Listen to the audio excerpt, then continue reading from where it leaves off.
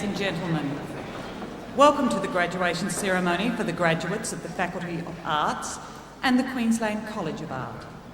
In a few minutes, the graduation ceremony will commence. The procession of dais and staff parties will enter. I will signal to you when you are to rise and remain standing until all members of the staged party are seated. Could I take this opportunity to request that you turn off all mobile phones and pages, and may I remind you that flash photography is prohibited within the auditorium.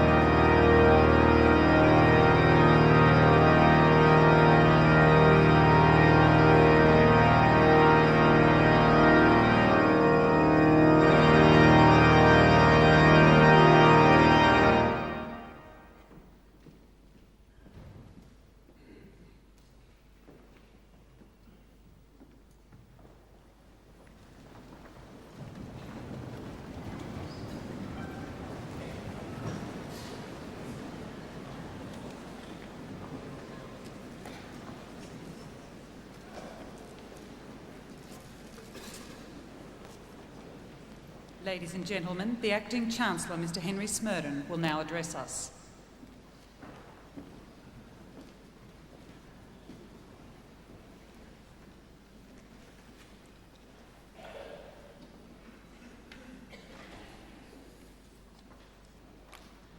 Mr. Philip Bacon, AM, Professor Glyn Davis, Vice-Chancellor, members of the Griffith University Council, distinguished guests, colleagues, graduands, ladies and gentlemen.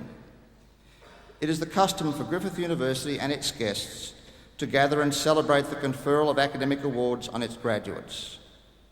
On behalf of the Council of the University, I'm pleased to extend a very warm welcome to everyone present for this graduation ceremony. This occasion is particularly special for our students, who this evening are graduating from the Faculty of Arts and from the Queensland College of Art. In the presence of family, friends, and representatives from the entire university community, their dedication and hard work are recognised and rewarded. I'm also privileged to extend a very warm welcome this evening to Mr. Philip Bacon. Philip is an outstanding individual, a highly respected art dealer, and an eminent member of the arts community in Brisbane. Tonight, Philip will receive the honorary degree Doctor of the University and deliver this evening's occasional address. In recent times, higher education has been the subject of at times heated discussion and debate. While the discussion and debate generally acknowledges the importance of higher education to Australia's prosperity, the character of the modern sector, and in particular, the range of university activities and capabilities, as well as the diversity of their purposes and their needs, is not always appreciated by our policymakers. Too often, we seem to be faced with a one-size-fits-all syndrome, rather than taking appropriate account of newer, faster-growing institutions such as Griffith. The recent changes to the arrangements governing research higher degrees has been a case in point. Let there be no doubt that universities are a vital part of our nation's economic and social infrastructure. If Australia is to secure a strong, viable place for itself in the new global economy, the reality is that it must have in place policy frameworks and funding arrangements which are supportive of higher education aspirations and outcomes, and which recognise the diversity in the sector. However, it is fair to say that much has been achieved in the past 20 years. The Australian higher education sector has transformed from a somewhat elite to a much more egalitarian system. The numbers of universities and students have nearly doubled, and the sector has developed as a strongly performing export industry. Furthermore, close linkages have been developed between universities, industry and the community, which have played an important part in facilitating the rapid expansion of the sector. While we have much to be proud of, unfortunately, Australia still has some way to go to match some other OECD countries which consider public outlays on higher education sectors that are broadly based and accessible to be a critical investment in their human capital. If we are to continue to grow and prosper as a nation, in my view, we must dismiss any notion that higher education outlays are a burdensome budget expense. The investment must be made, not just for our future, but the future of generations to come. I'm not alone in holding this view. Such eminent persons as Rupert Murdoch and Ian Macfarlane, Governor of the Reserve Bank, have commented on the national importance of a well-funded and functioning university sector. Mr. Murdoch has gone so far as to warn that without urgent support for our centres of learning, Australia is threatened with global irrelevance. I hope that the announced review of higher education by the Federal Education Minister, Dr. Nelson, recognises and appreciates not only how much has been achieved over the past 20 years, but also, more importantly, what can be achieved by universities such as Griffith in the future, provided we get adequate support. But let me hasten to add that the investment in higher education must come not just from government, but business and the community as well. For our part, we believe that Griffith University has an important role to play in shaping the future and is committed to the enrichment of the Queensland, Australian and international communities through teaching and research. In keeping with this belief, Griffith is a strong supporter of the Queensland Government's Smart State initiatives, and the Gold Coast City Council's Innovation City strategy.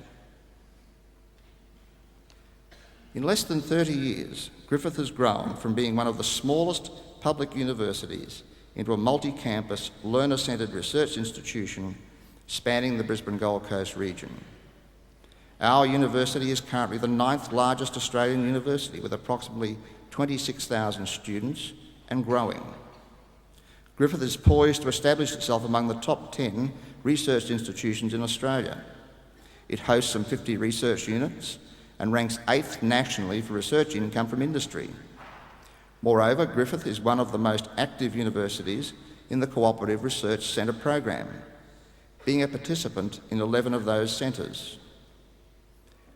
As a teaching institution, Griffith aspires to prepare graduates committed to civic responsibility, who are professionally able and who combine technical knowledge with broad skills in analysis, problem solving, communication and teamwork. Our university was founded on innovative teaching methods and has maintained a strong commitment to innovation and creativity. Visit one of the 11 flexible learning centres in operation across the university and you can see how Griffith's innovative web-based course material enriches our traditional face-to-face teaching. Ultimately, Griffith plans to have 13 such learning centres operating across its campuses and with all of its courses available in flexible mode. Griffith University is firmly committed to equity and social justice. 2 of its campuses, Logan and the Gold Coast, are located in areas that historically have had very poor levels of access to universities. Indeed, the Gold Coast continues to be disadvantaged by an allocation of publicly funded student places that is unacceptably below national averages. Griffith thus has taken and will continue to take a leading role in lobbying the federal government to redress this acknowledged imbalance. It is a case that our Vice-Chancellor no doubt reinforced with Dr Nelson during his visit to the Gold Coast campus last week. Griffith also has an international approach to education and one of the most extensive networks of international linkages in Australia. Our international student population at around 4,000 is one of the largest in Queensland and one of the 10 largest in Australia. Not surprisingly, therefore, Griffith has won consecutive Premier of Queensland awards for export excellence in the category of education. I am confident that you will be as impressed as I am with the achievements of our faculties represented tonight. 4 members of the Faculty of Arts have received national and international recognition as leading scholars. Professor Charles Samford, Director of the Key Centre for Ethics, Law, Justice and Governance, has been appointed to the US-based Task Force for Responding to Threats to Democracy. Professor Richard Yao from the School of Humanities was last year awarded an ARC Professorial Fellowship and has been appointed a Visiting Fellow at Harvard University. Richard will take up this position in the first term of 2003. His colleague, Anna Habish, has also been awarded an ARC Fellowship and has been nominated for several national awards for her book, Broken Circles, Fragmenting Indigenous Families, 1800 to 2000. We also congratulate Christina Poyatis-Martis from the School of Languages and Linguistics, who was runner-up in the Humanities category of the 2001 Australian Awards for University Teaching. I'm pleased to report that the Queensland College of Art has moved quite smoothly into its new permanent campus, just a short walk from this venue and the Queensland Conservatorium.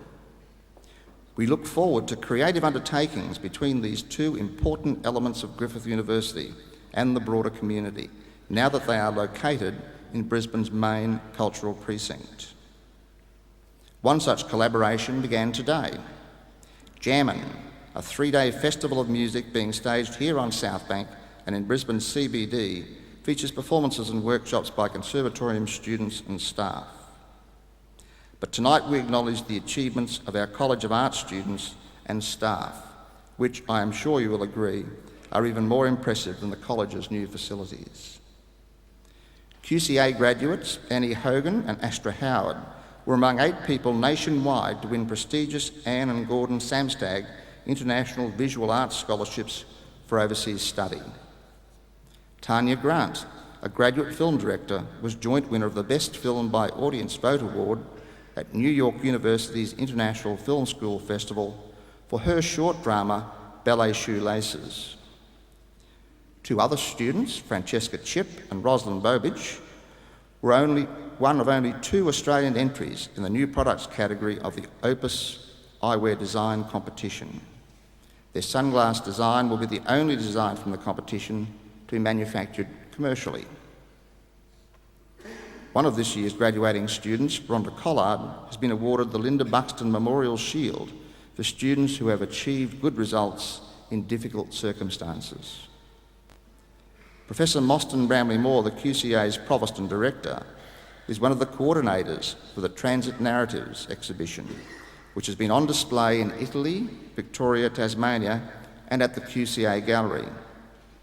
This exhibition is a collaboration between the QCA, the Victorian College of the Arts, the Tasmanian School of Art, Curtin University of Technology School of Art, and the Italian Institute of Culture, Melbourne. Mostyn's solo exhibition, Tuesdays and Thursdays, ran for 2 months in the Brisbane City Gallery to much critical acclaim.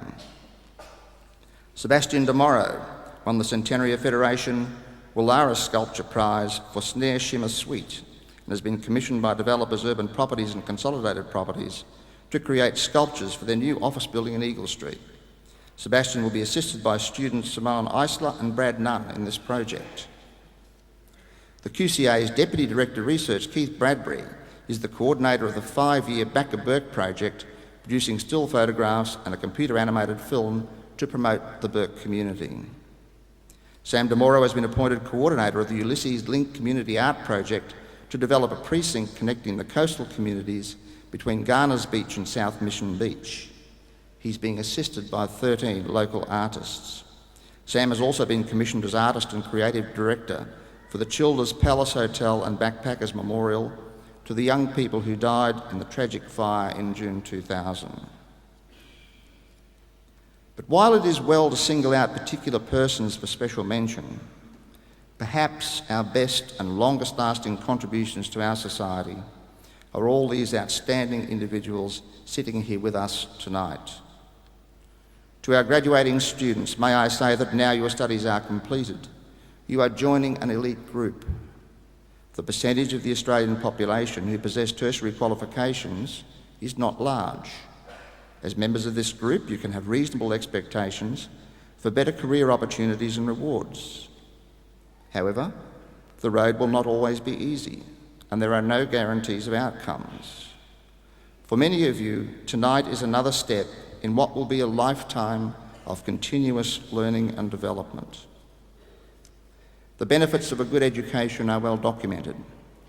It enables us to realise our potential as individuals, as members of our families and community, and in our chosen careers.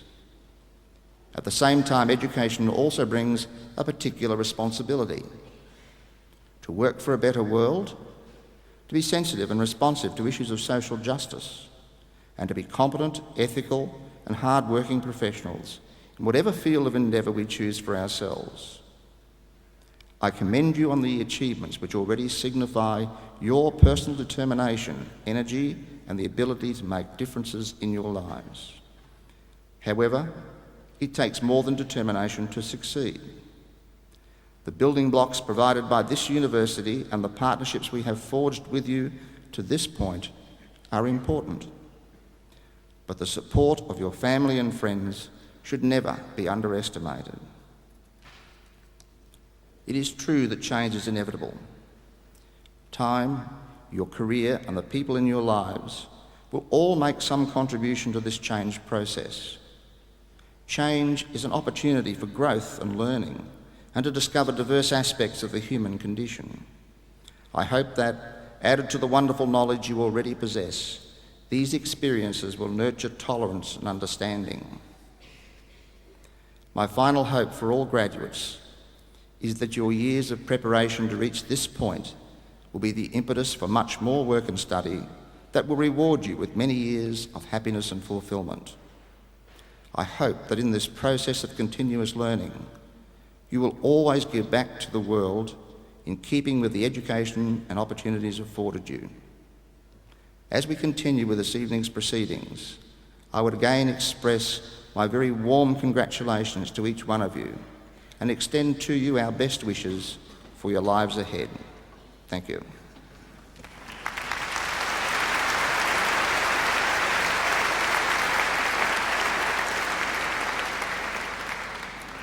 I now call upon the Deans to present the graduates from their respective faculties who will receive their awards at this ceremony.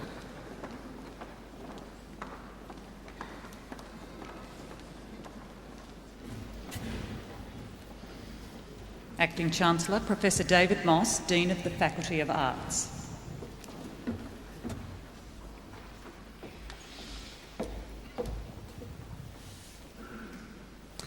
Acting Chancellor, I present graduates from the Faculty of Arts who have been granted the following awards. Bachelor of Arts, Julia Albin.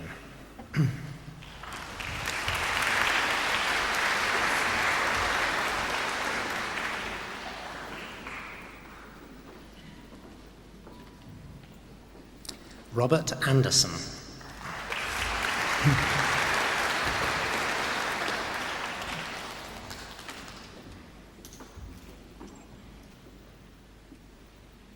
Mark Baddens.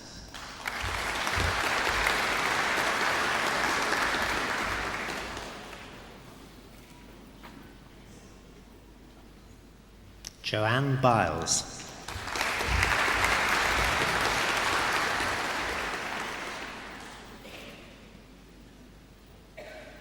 Joshua Bosse.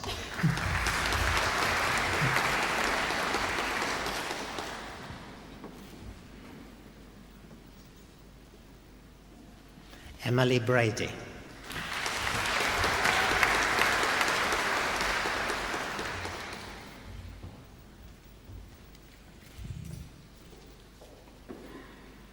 Mary Grace Brown.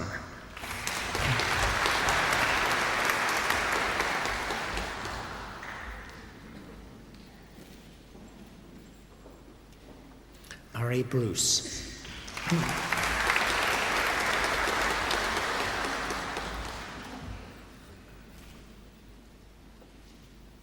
Ainsley Carrius.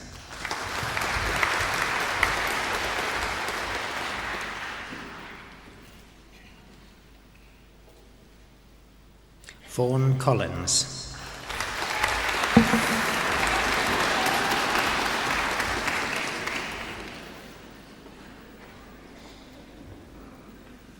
Craig Danger.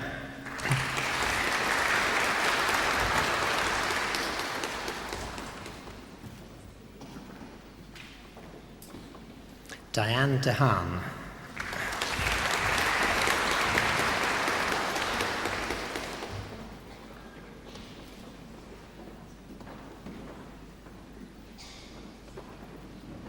Samuel Downs.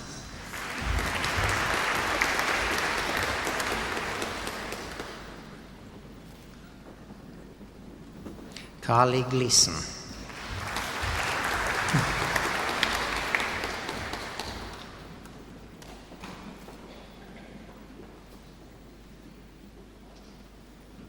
Alison Grant.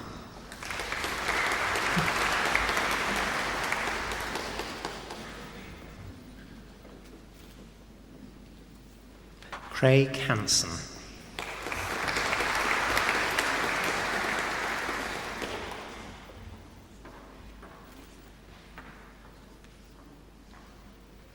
Marjorie Harris.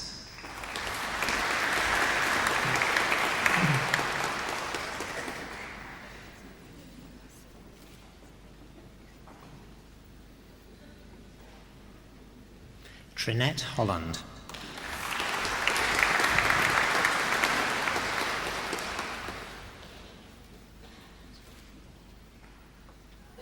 Tanya Jackson.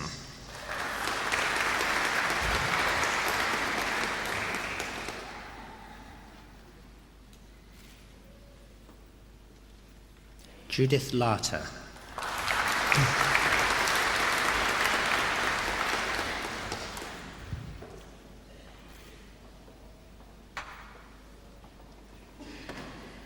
Acting Chancellor, the following graduate has been awarded the Arts Medal for 2001 for the most outstanding academic achievement in a bachelor's degree. Sage Leslie.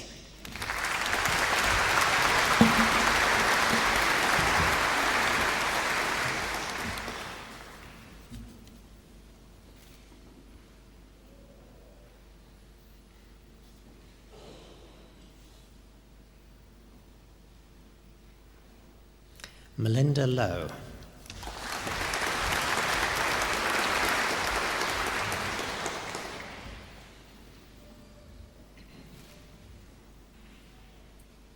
Patricia McCarthy.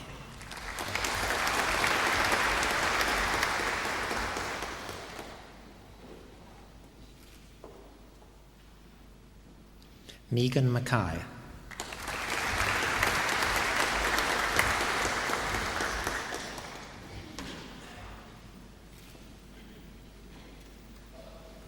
Louisa Nicholson.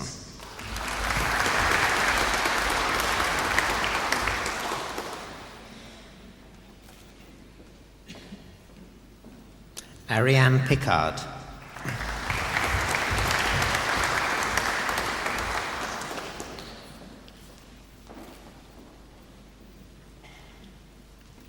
Tim Ponting.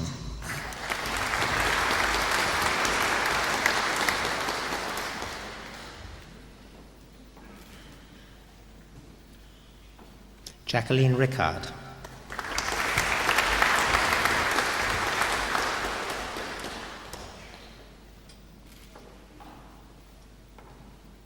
Daniel Roberts.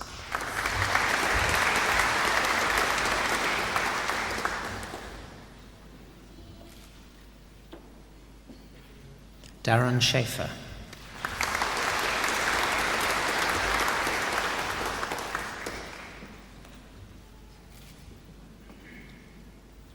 Eliza Simmons.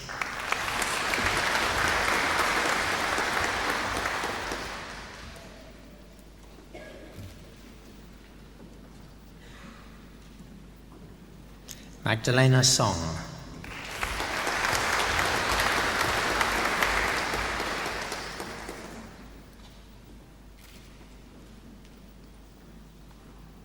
Sally Stegal.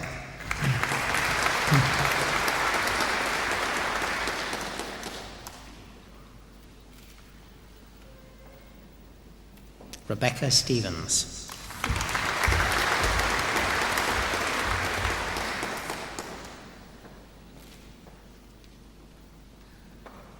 Kimberly Strawn.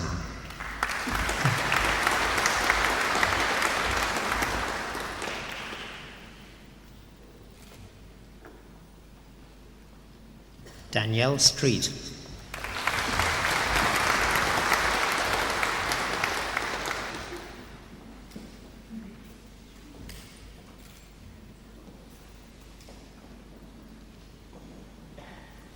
Judith Teslop.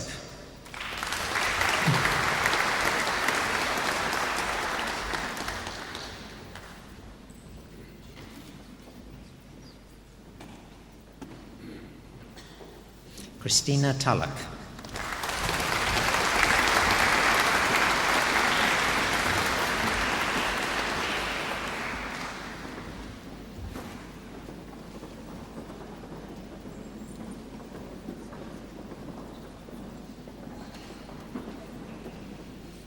Andrew Weir.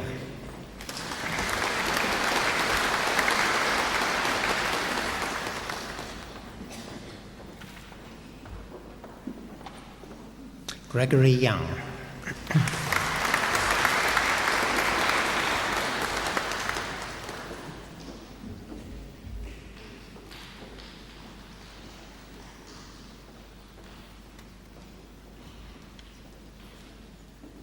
Bachelor of Arts with First Class Honours, Juanita Feldbauer.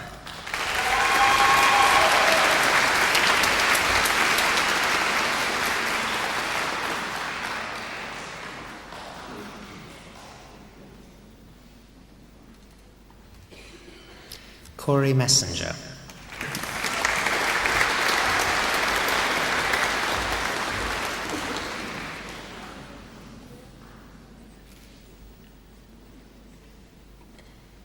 Bradley Nittins.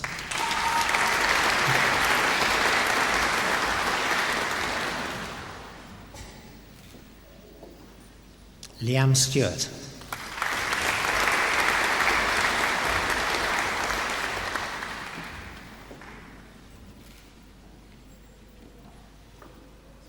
Bachelor of Arts with Second Class Honours, Division A, Tobias Dow.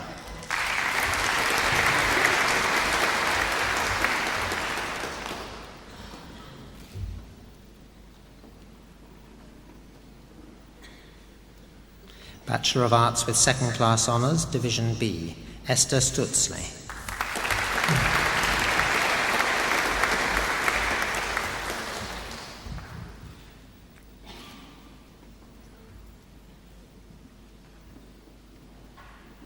Bachelor of Arts in Australian and Comparative Studies, Toby Barnbrook.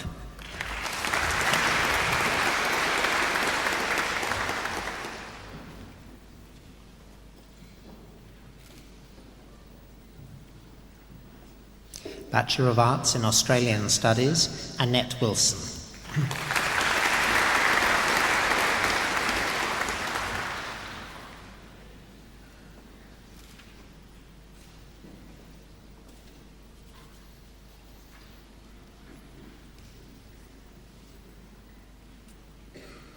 Bachelor of Arts in Criminology and Criminal Justice, Lisa Alford.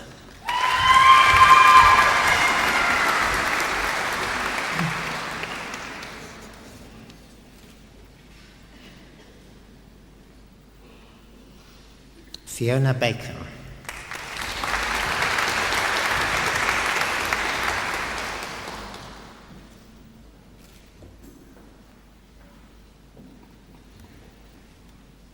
Megan Barry.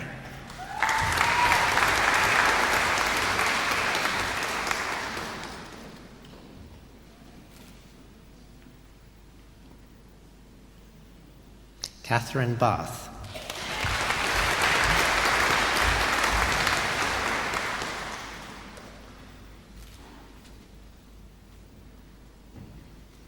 Deanne Best.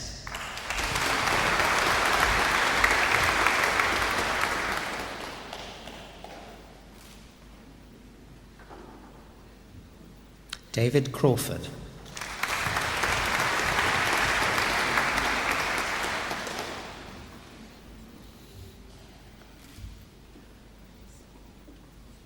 Michelle Cook.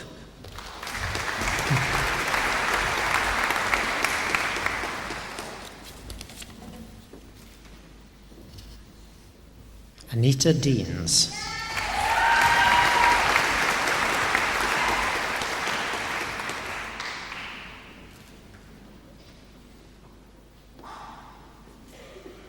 Tabitha Gersbach.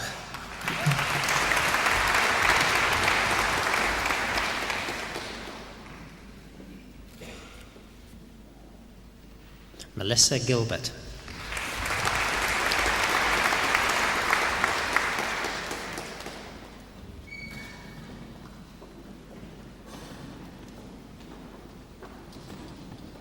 Guy Gray.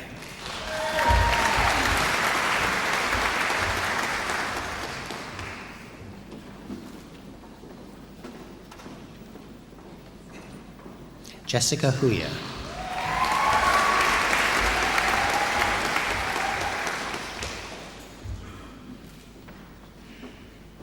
Yasmin Jafar.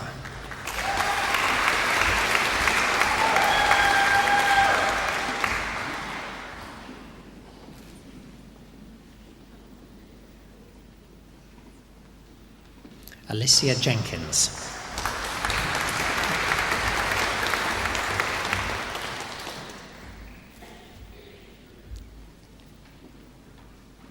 Paul Jones.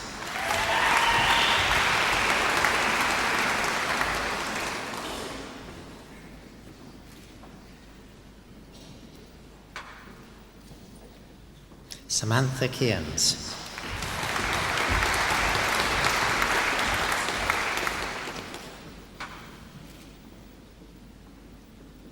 Bernice Kempschel.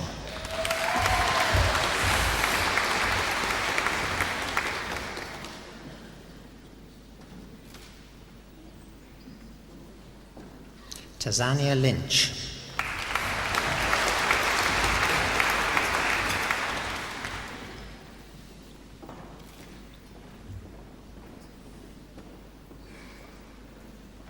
Luke MacDonald.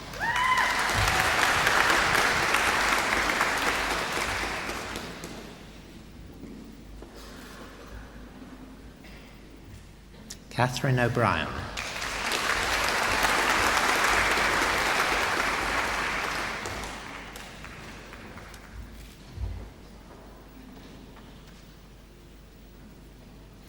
Kathleen Peck.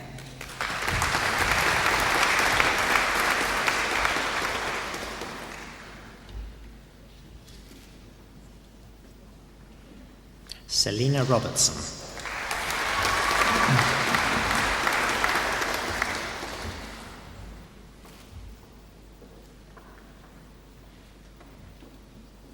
Adrian Roos.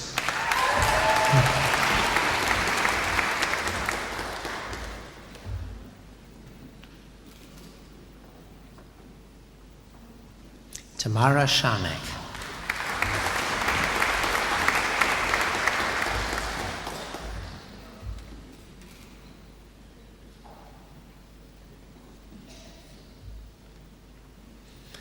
Aaron Schmidt.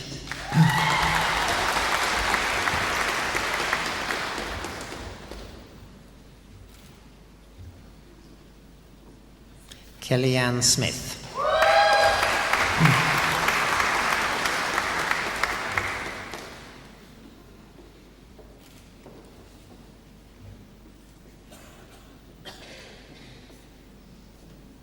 Kristen Tavaladis.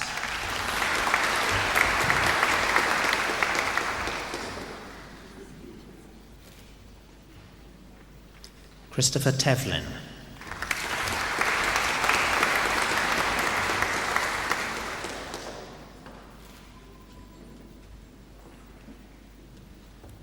Melissa Thompson.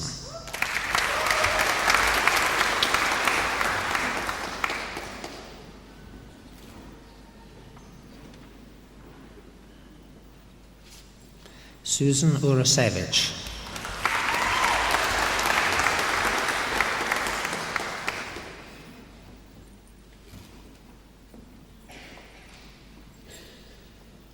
Rachel van der Loos.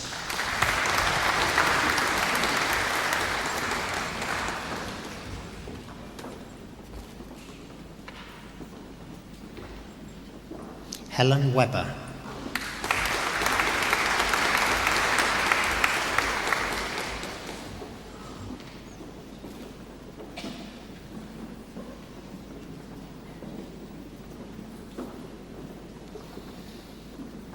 Alan Williams.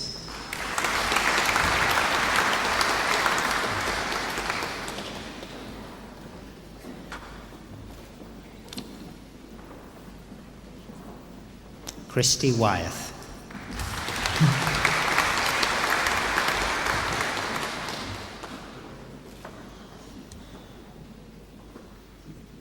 Bachelor of Arts with First Class Honours in Criminology and Criminal Justice, Peter Ann Clark.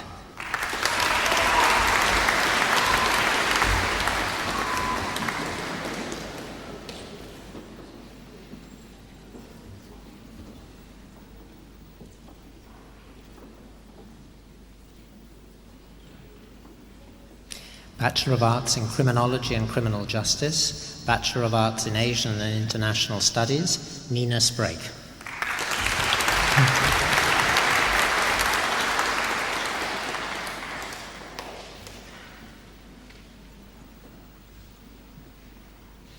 Bachelor of Arts in Criminology and Criminal Justice, Bachelor of Arts in Modern Asian Studies, Kyla Murray.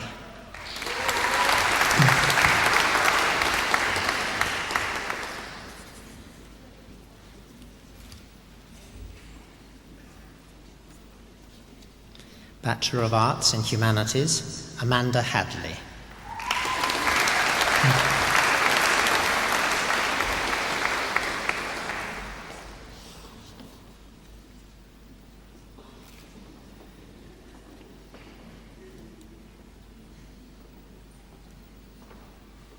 Bachelor of Arts in Humanities, Bachelor of Theology, Lou Senituli.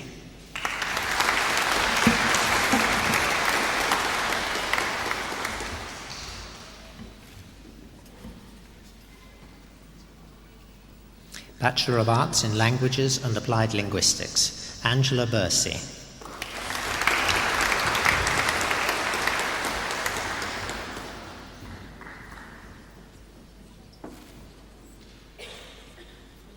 Jill Byrne.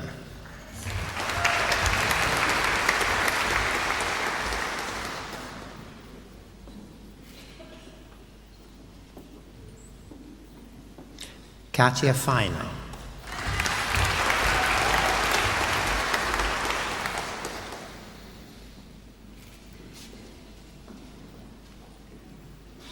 Katie Harris.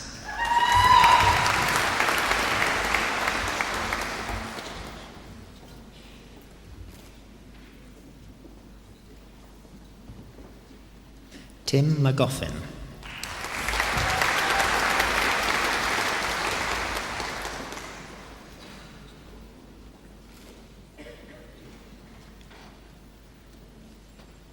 Kimberly Michalishin.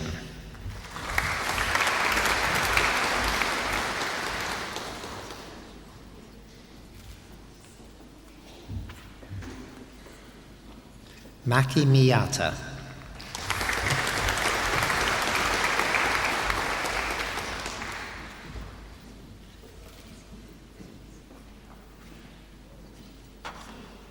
Kim Pham.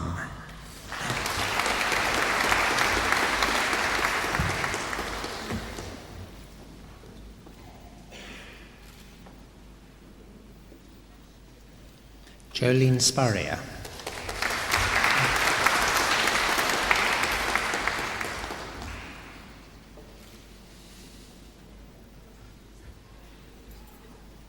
Kate Tilbrook.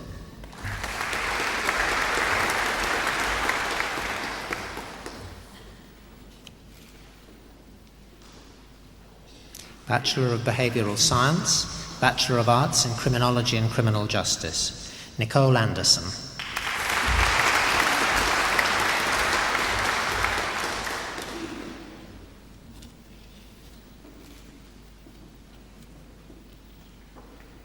Lorraine Appleby.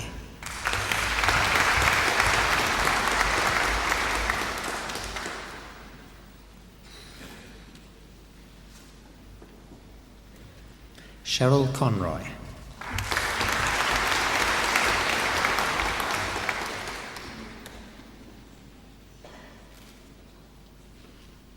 Leanne Cray.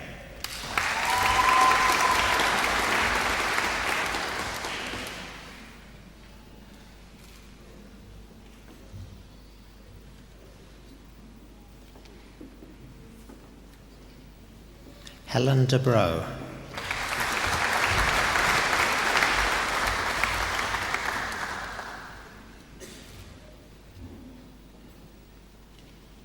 Megan Dobosh.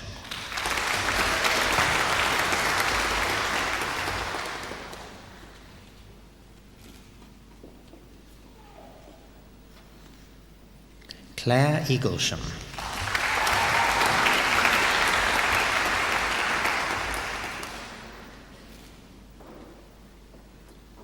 Sally Edwards.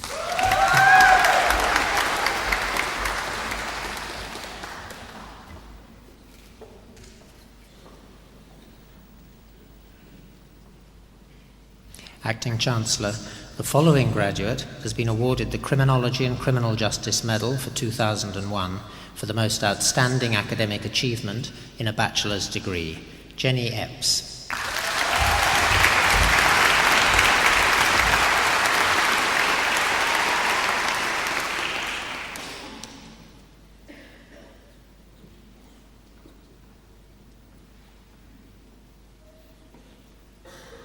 Miranda Jefferson.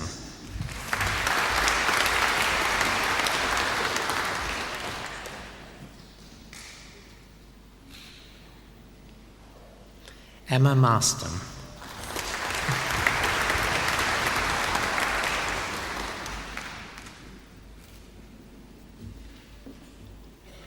Tamsin Meller.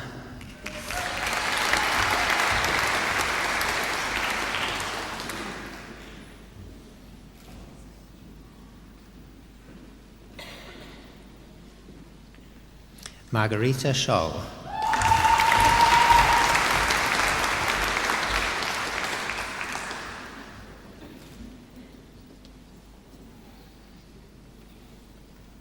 Catherine Stacey.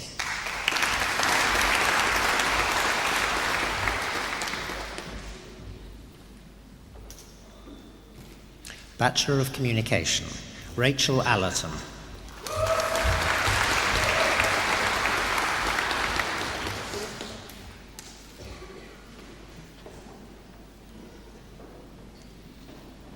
Amy Aspinall.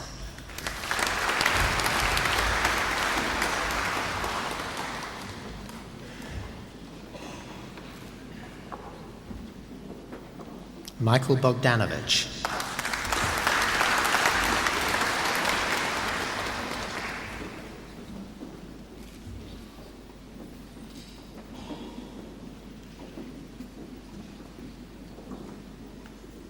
Asha Boyd.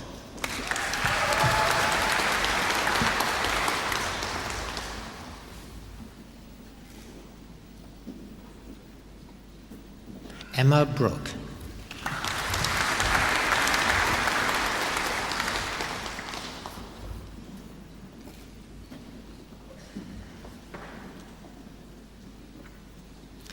Liat Hyong Chia.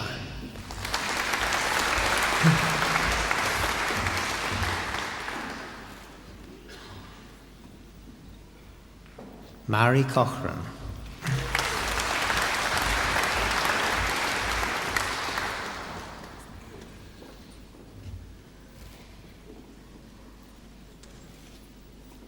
Jamie Cooper.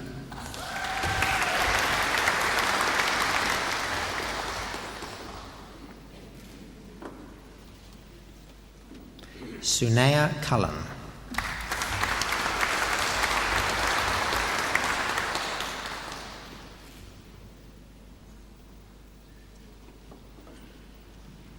Annette Dallas.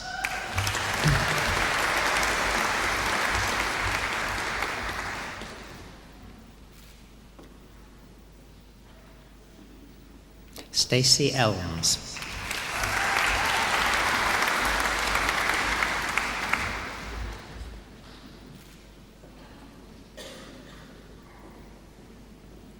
Amanda Fitzgibbon.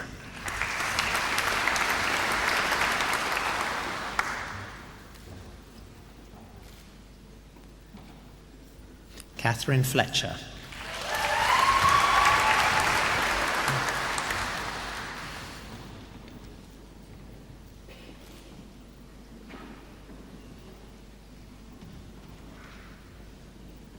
Amanda Froud.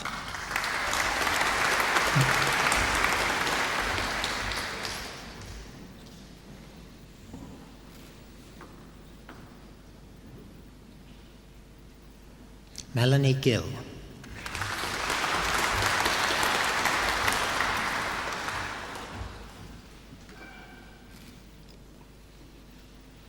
Lauren Granger.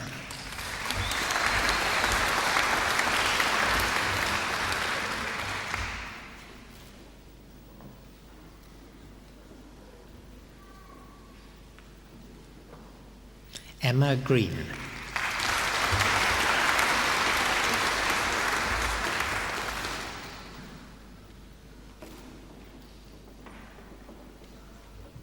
Katie Hames.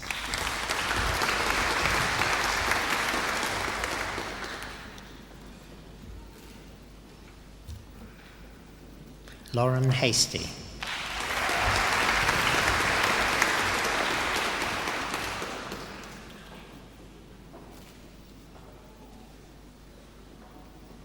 Cecile Higgins.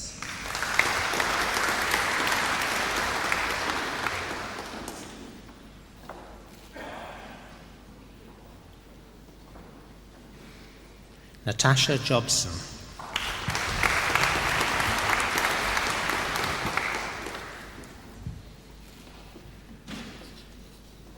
Hayley Johnson.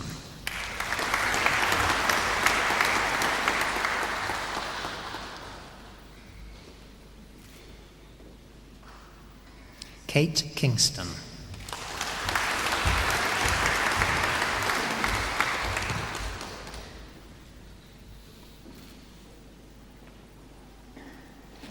Christiana Knapman.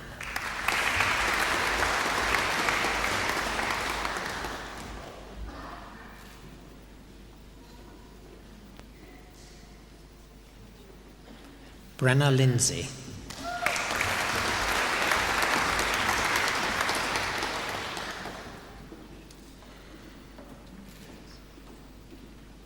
Joshua McAndrew.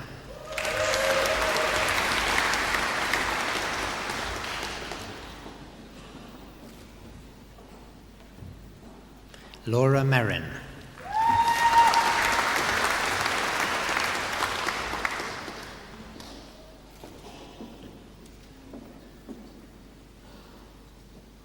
Susan Mortimer.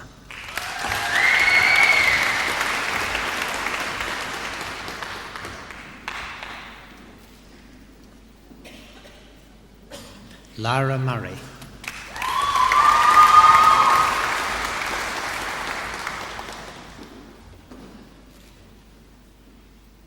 Faith Nolmans.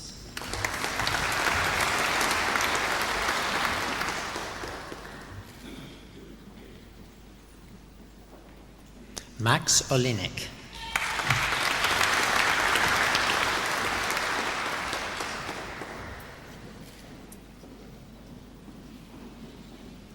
Timothy Patterson.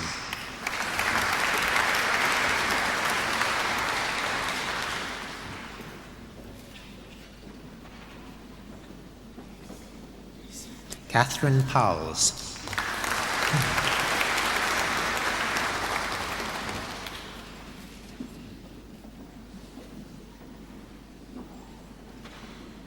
Marika Ralph.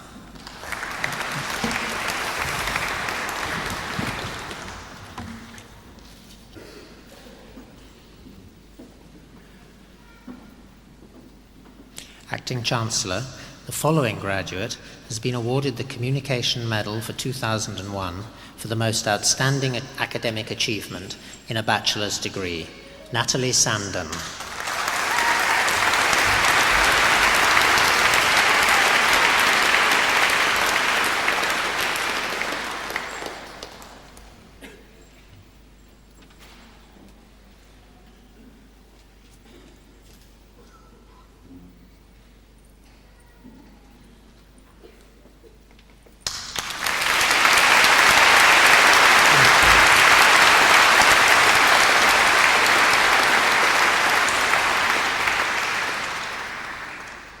Lowen Taylor.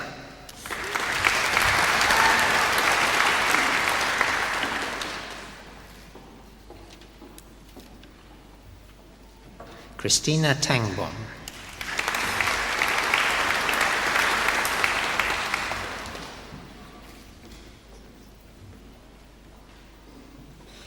Michael Turisi.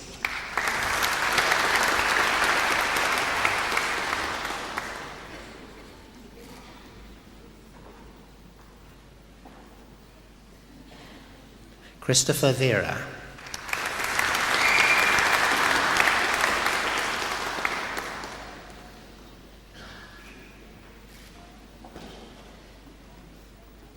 Joshua Walker.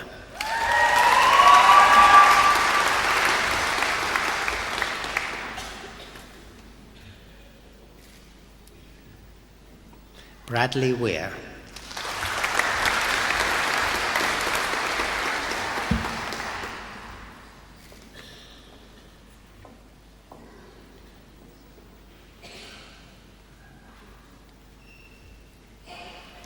Bachelor of Screen Production in Digital Media, Miles Arthurs.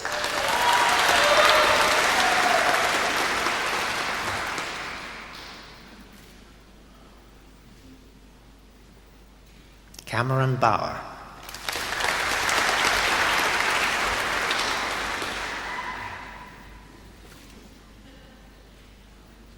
Catherine Suzic.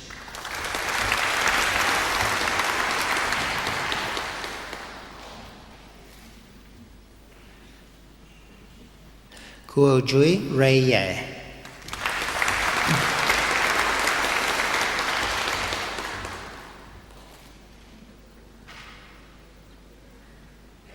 Connie Zilotti.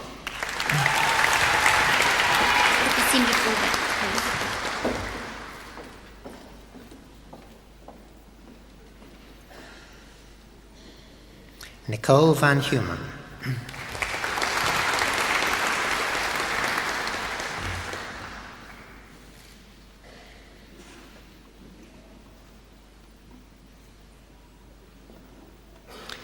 Graduate Certificate in Higher Education, Andrew Coldham Fussell.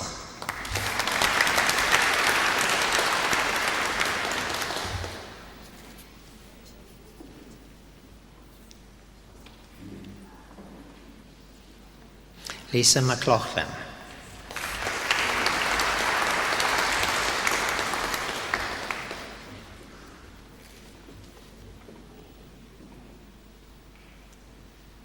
Graduate Certificate in Professional Ethics and Governance, Alison Steele.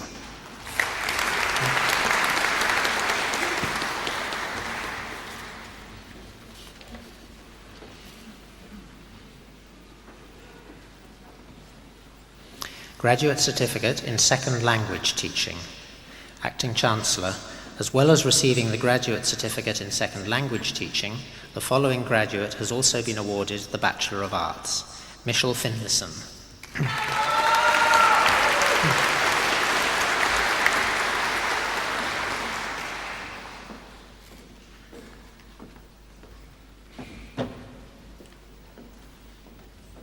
Graduate Diploma of Journalism and Mass Communication, Barbara Zichova.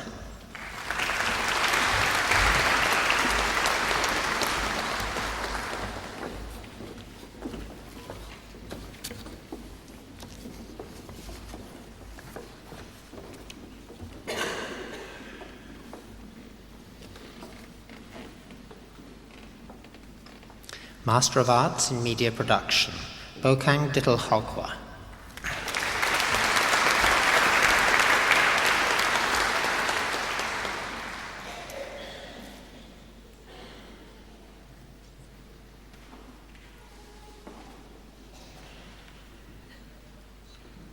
Achun Fu.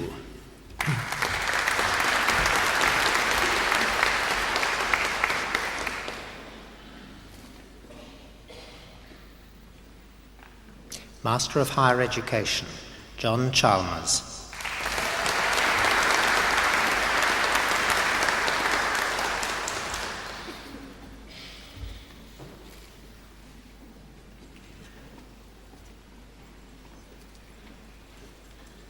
Acting Chancellor, the University Medal may be awarded in recognition of academic excellence to a graduate who has completed the requirements for both a bachelor's degree of the university and a degree with first-class honours. Acting Chancellor, I am pleased to present graduates from the Faculty of Arts who have been granted the 2001 University Medal. Peter Ann Clark.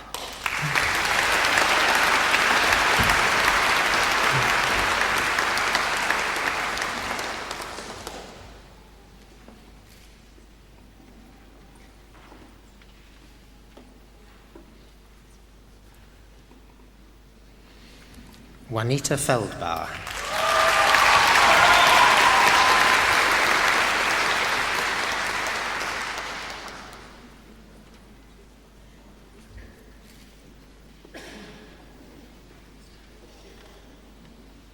Corey Messenger.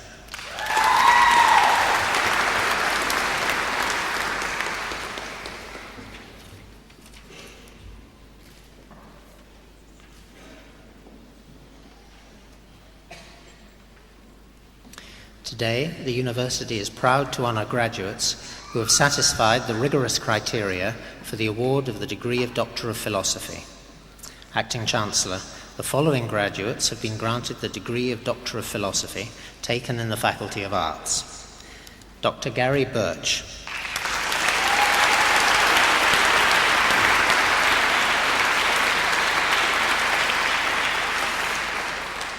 Dr. Birch's study compared the relative effectiveness of explicit and implicit learner strategy instruction in French immersion programs. It found in favour of implicit instruction, but noted the influence of contextual factors which need to be considered in interpreting the results. Acting Chancellor, I present Dr. Gary John Birch.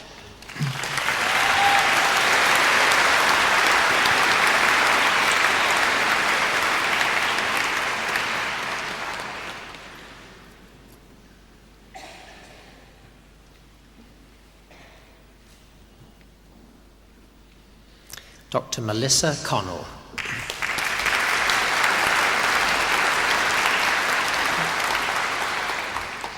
Dr. Connell's thesis explores the relationship between the temporary transvestite film, the normative male subject, and the cultural context of gender anxiety. The argument developed in the thesis claims that the apparent rehabilitation and feminization of male characters in fact functions to reinforce the oppositional structure of gender and to inoculate masculinity against the growing proximity of femininity. Acting Chancellor, I present Dr. Melissa Tace Connell.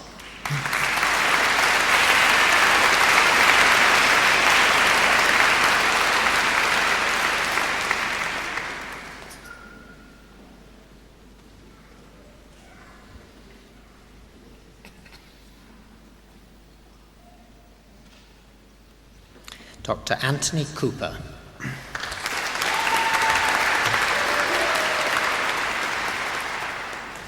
Dr. Cooper's thesis examined the idea of technological diplomacy, involving the exploitation of the flying machine as a national political resource and a travelling diplomat to contest the validity of the Versailles Treaty. Weimar Germany's claim to restoration of her great power status necessitated active participation in the international contest for aviation supremacy. Acting Chancellor, I present Dr. Anthony James Cooper.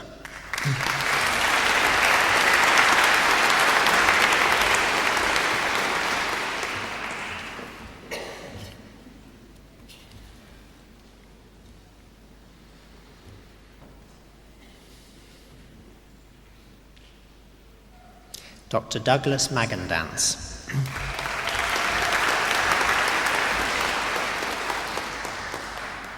Drawing on recent developments in Anglo-American moral philosophy, Dr. Magandance elaborates a modified account of Kant's theory of reasonable moral action.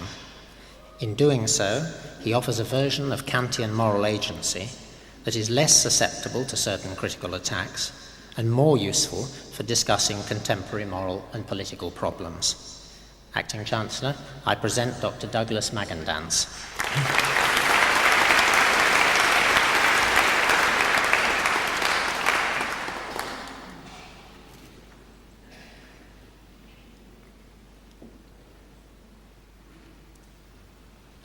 Dr. Peter McDermott.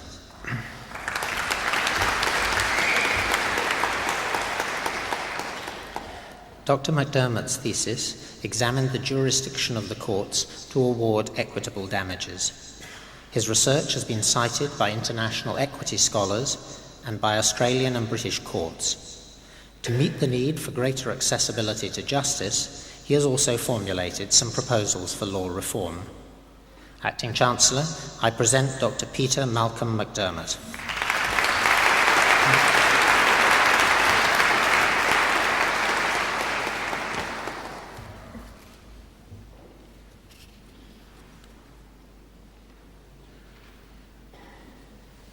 Dr. Meredith Murray.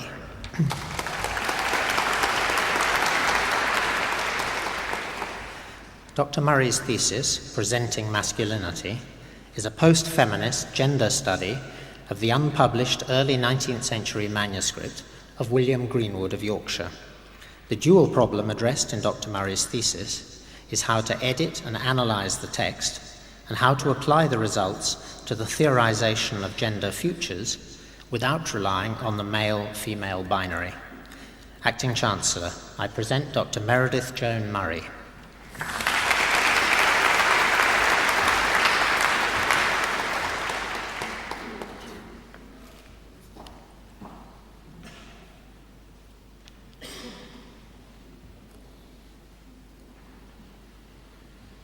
Dr. Anne Musso.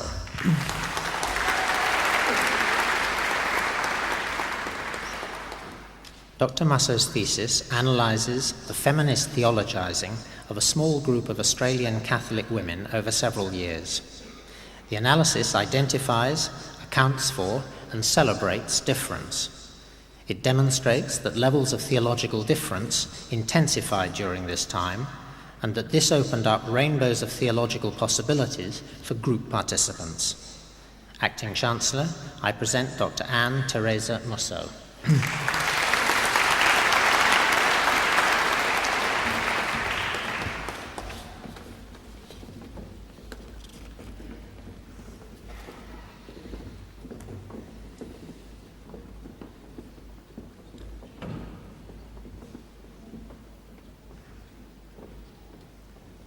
Dr. David Warrillow-Williams.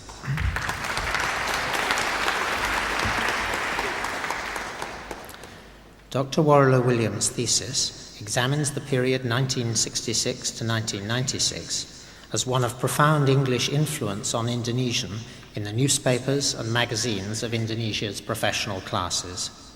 This was a consequence of the modernization of the Indonesian economy and the key role of English in that process. The thesis examines the nature and degree of English influence in the Indonesian print media during that time. Acting Chancellor, I present Dr. David Arthur Nigel Warrillow-Williams.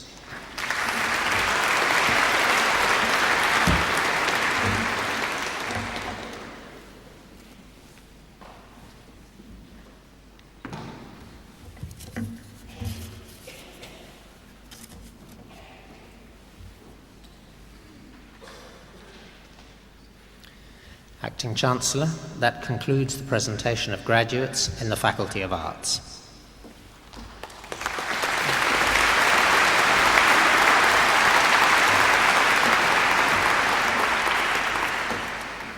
Acting Chancellor, Professor Mostyn Bramley Moore, Provost and Director of the Queensland College of Art.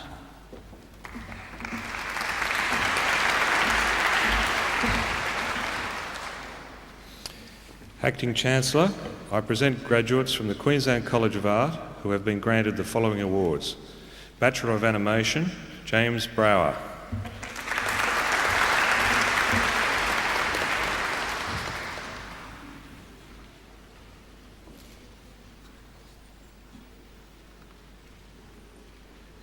Luke Webber.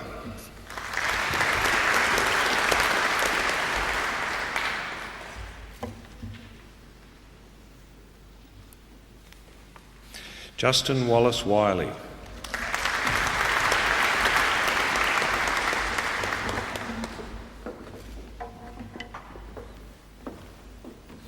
Bachelor of Design Studies, Danny Allen.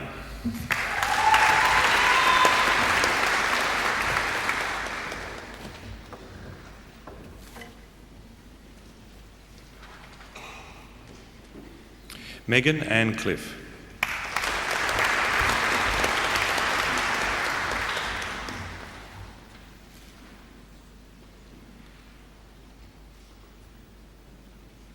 Melanie Barnes.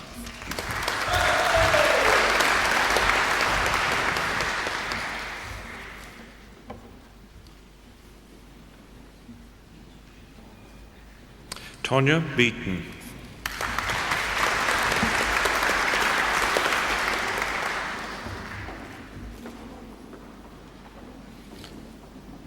Lucy Bell.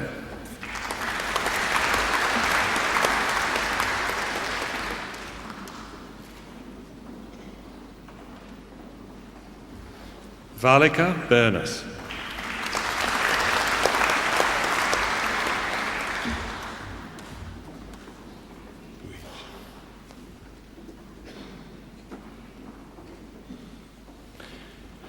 Joel Buige.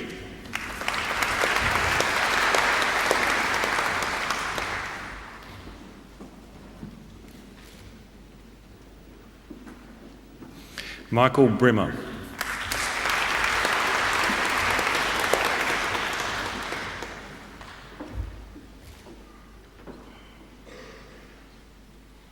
Catherine Bruce.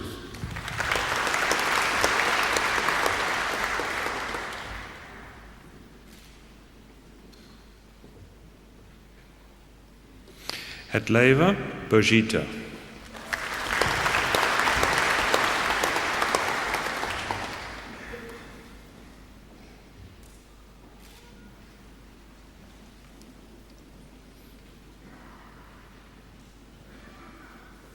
Hua Chung.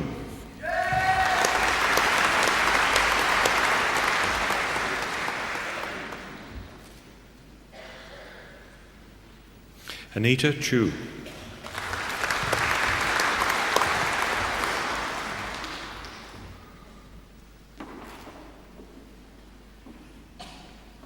Matthew Chang.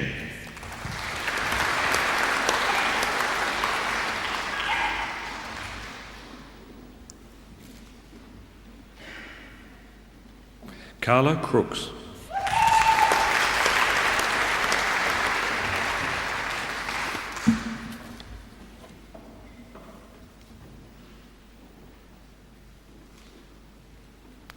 Matthew Duncan.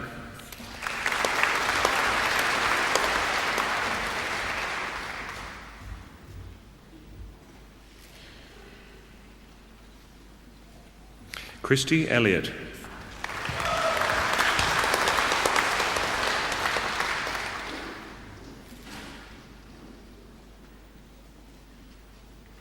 Nina Micheline Gilmore.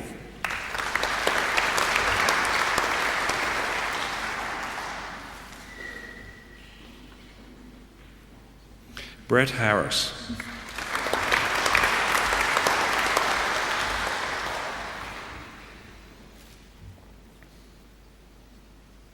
Daniel Hartman.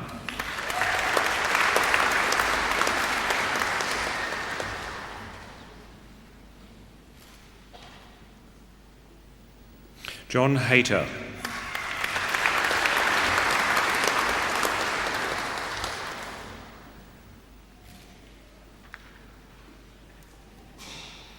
Paul Holstein.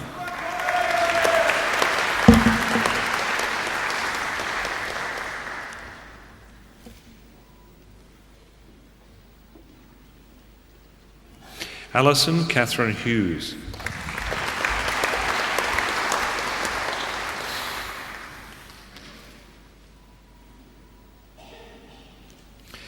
Zinta Jonitis.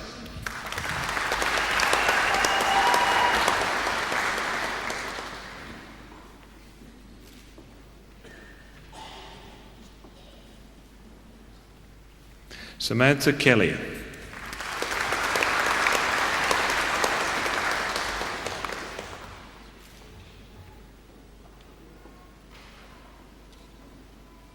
Danielle Kunowski.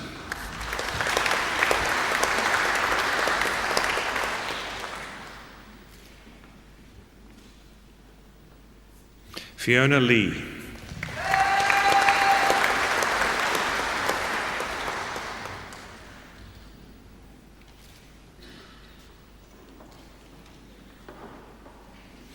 Yi Ting Lee.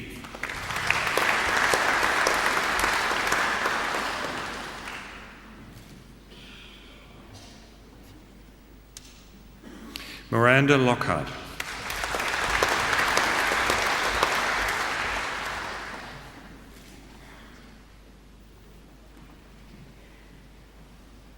Nakari Lois.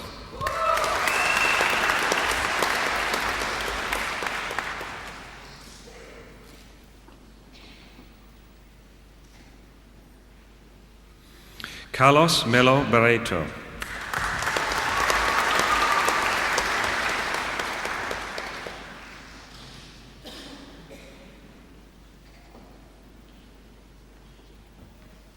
Belle Otley.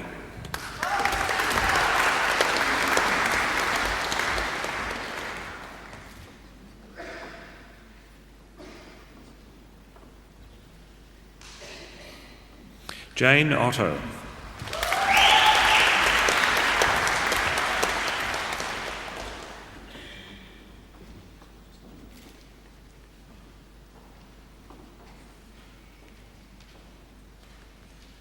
Holly Payton Smith.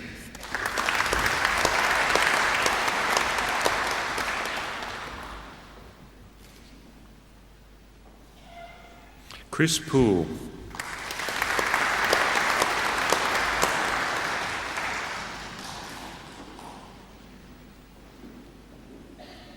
Patricia Rask.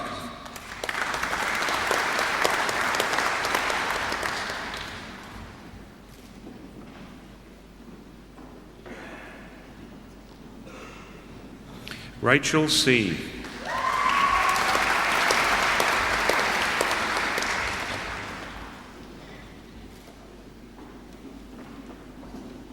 Melissa Shaw.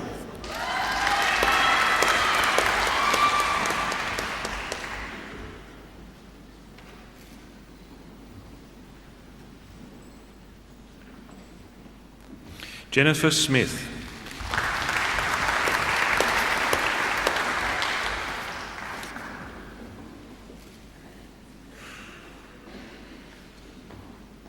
Rachel Sperrett.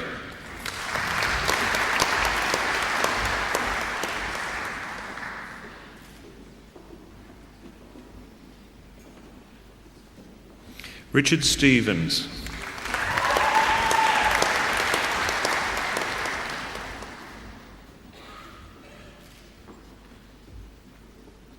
Heidi Stone.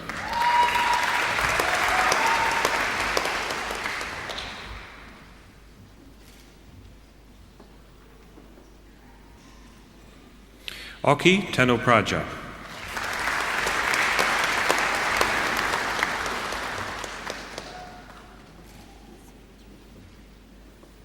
Benjamin Tapas.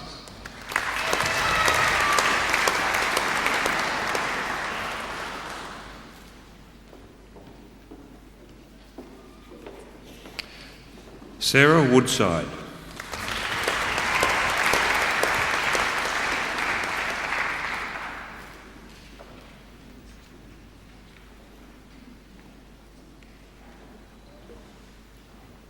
Eva Wu.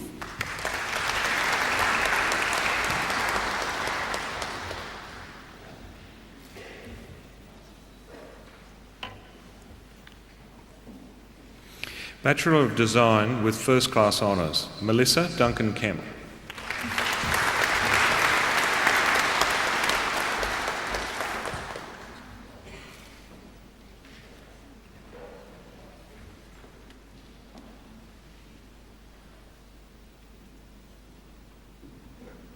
Lucas Surtee.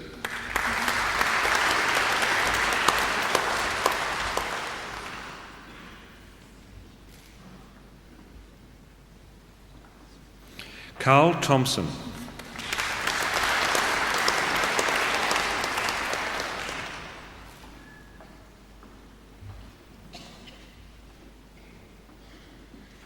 Crystal White.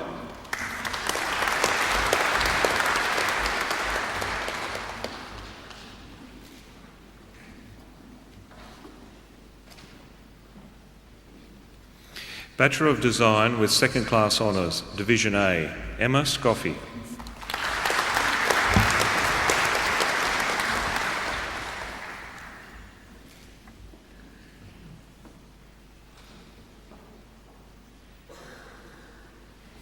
Bachelor of Film and Television Production, Nigel Galaboo.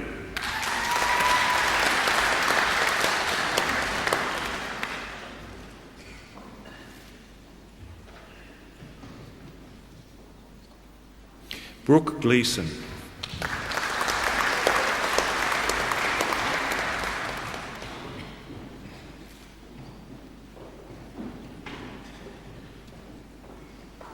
Wade Odlum.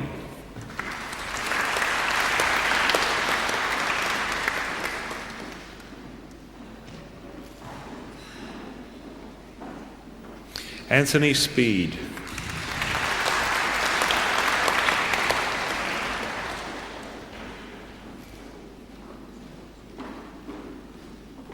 Stuart Tyrrell.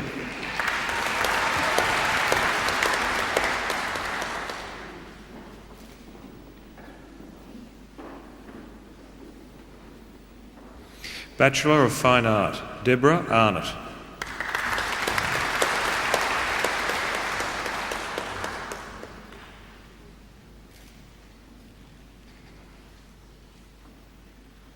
Kathy Ball.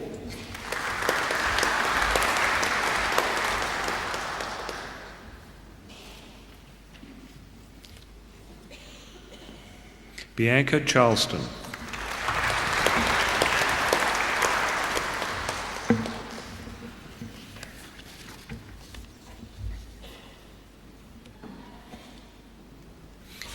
Acting Chancellor, the following graduate has been awarded the Fine Art Medal for 2001 for the most outstanding academic achievement in a bachelor's degree. Siu Man Chui.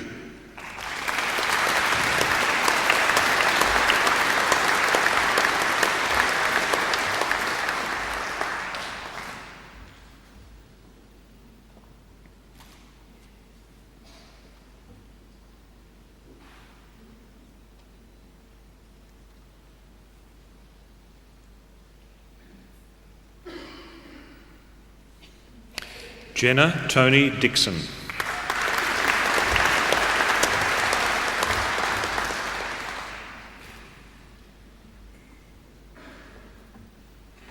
Margot Ann Donahue.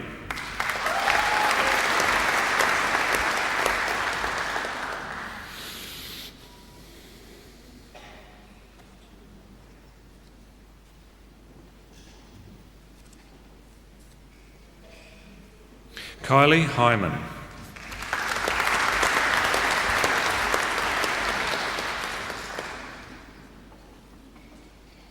Wendy Howard.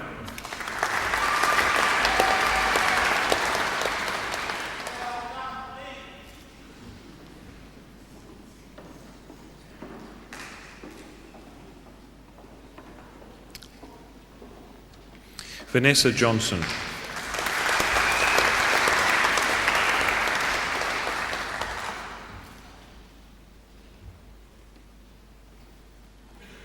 Sonia Knudsen.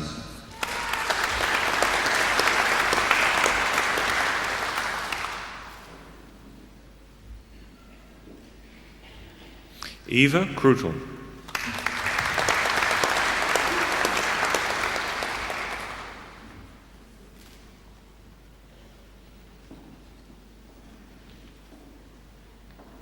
Cherie Mackay.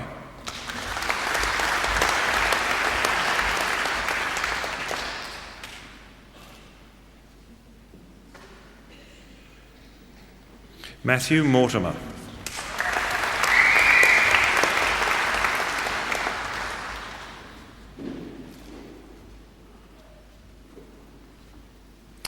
Chantel Mully.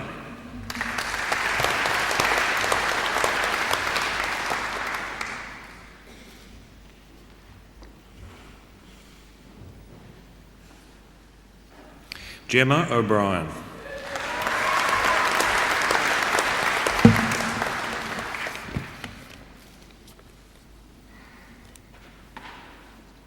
Meredith Plant.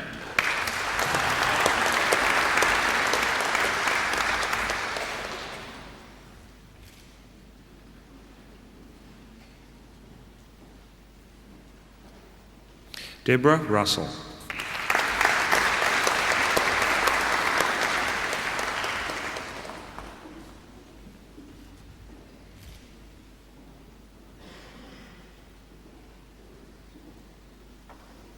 Cassandra Louise Turnbull.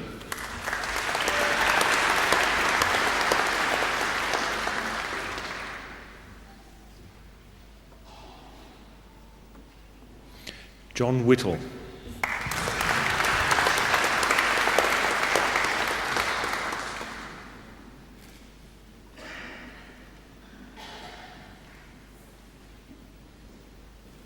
Lainey Michelle Burton.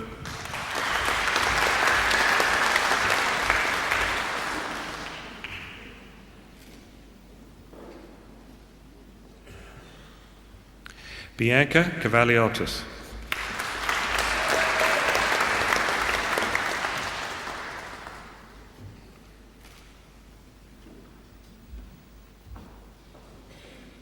Corinne Colbert.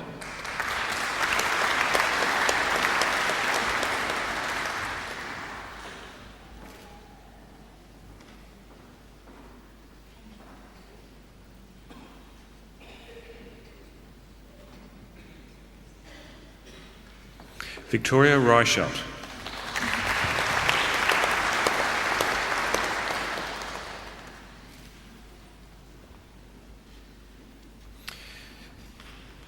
Bachelor of Fine Arts with Second Class Honours, Division A, Gloria Beckett.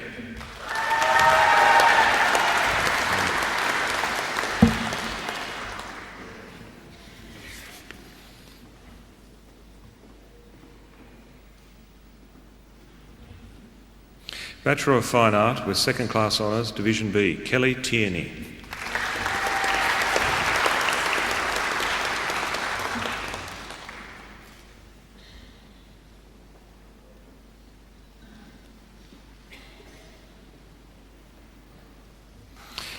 Bachelor of Photography, Stephen Archer.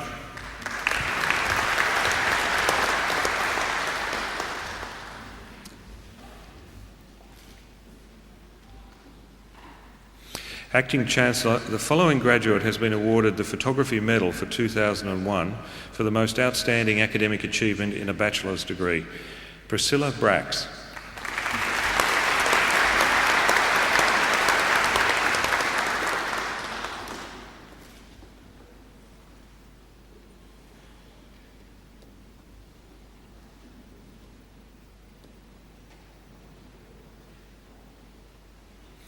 Adriana Collard.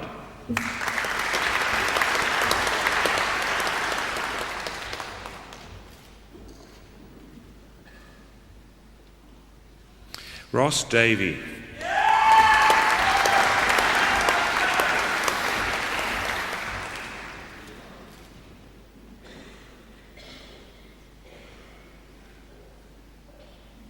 Catherine Eames.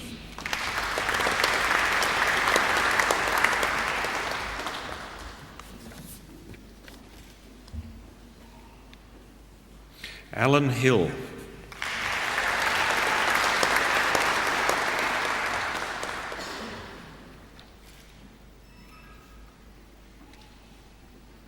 Anne-Louise Monique Hovey.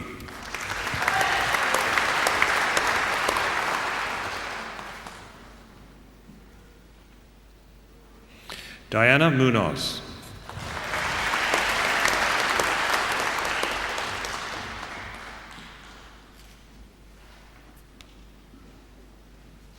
Romana Ser Heng.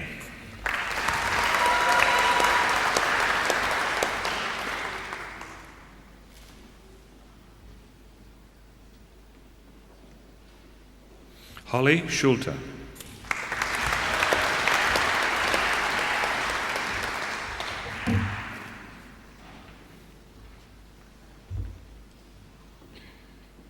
Jonathan Richard Searle.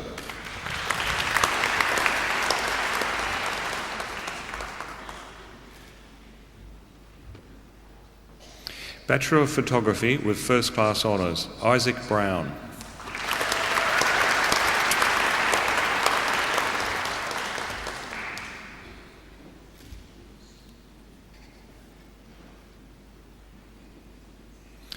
Bachelor of Photography with Second Class Honours, Division A, Darryl Cross.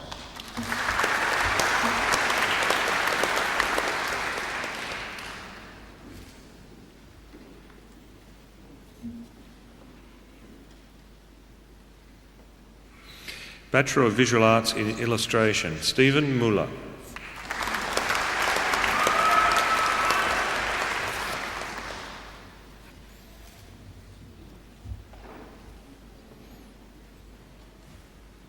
Master of Design, Virama Made Gede Suraya.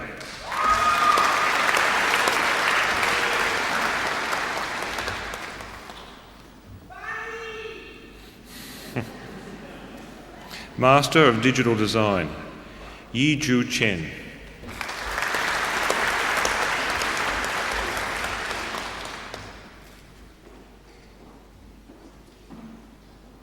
Victoria Fraser.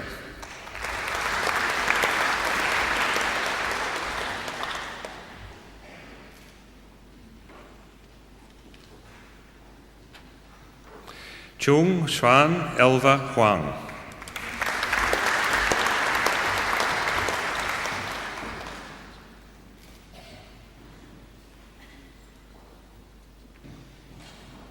Matthew Johnson.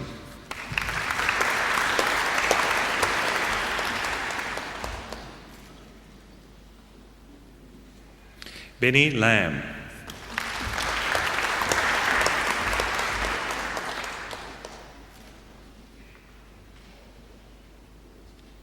Ray Lee.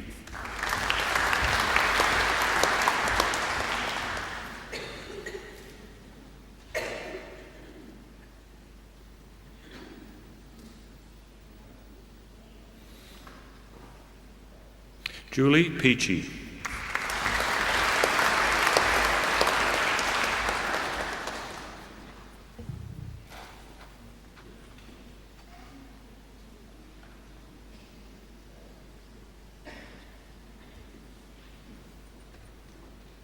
Sharon Risby.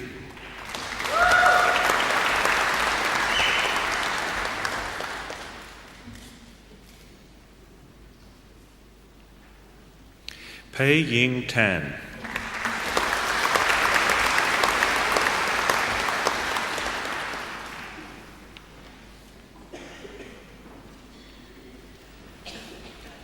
Acting Chancellor, that concludes the presentation of graduates from the Queensland College of Art.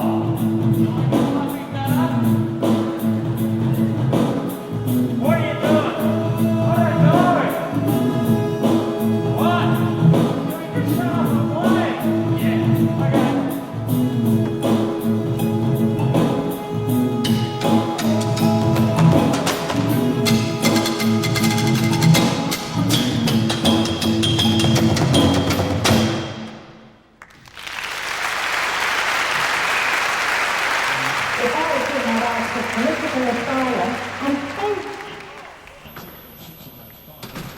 Grade 6, number 5, as in me.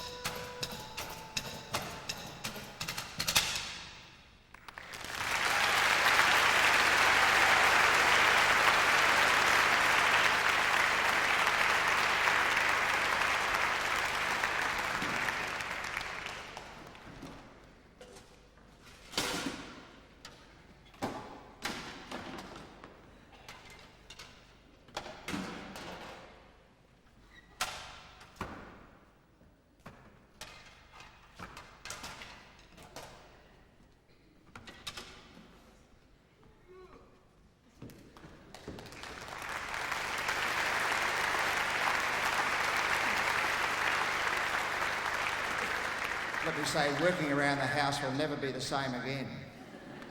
It's amazing what can be done with normal implements. Great job, boys. Well done.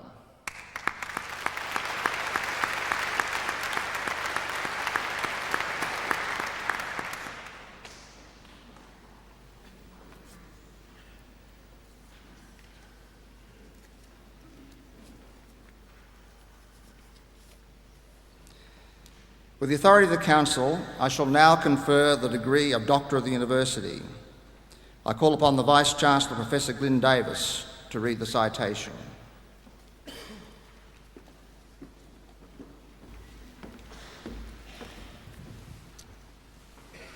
Acting Chancellor, the Council of the University has resolved to award the degree of Doctor of the University to Philip Bacon, AM.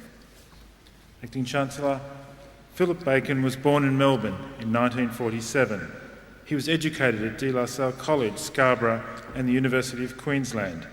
His career as an art dealer commenced early, at the age of 21, when he took on the management of the Grand Central Galleries in Brisbane and Surfers Paradise. Determined to create one of the finest gallery spaces in Australia, he boldly anticipated the potential of the Brisbane suburb of New Farm and established there the Philip Bacon Galleries in 1974 in a converted warehouse building in what is now Brisbane's commercial gallery heartland. The gallery represents major Australian artists including Davida Allen, Charles Blackman, Ray Crook, Geoffrey Smart and William Robertson, amongst many, many others. Philip Bacon has represented a broad spectrum of Australian art for more than 28 years. He has a special knowledge of Australian 19th and early 20th century art, and his gallery fills a significant role in profiling important examples of early Queensland works. Mr. Bacon is in great demand as an approved valuer for the Cultural Gifts Program and advisor to major trusts, estates and committees. He is currently consultant to the Margaret Olley Art Trust, trustee of the Gordon Darling Foundation and chair of the Acquisition Committee of the National Gallery of Australia. Philip Bacon is recognised Australia-wide as a great benefactor for the arts. He serves on the boards of national organisations such as the Council of the National Gallery of Australia and the Board of Opera Australia.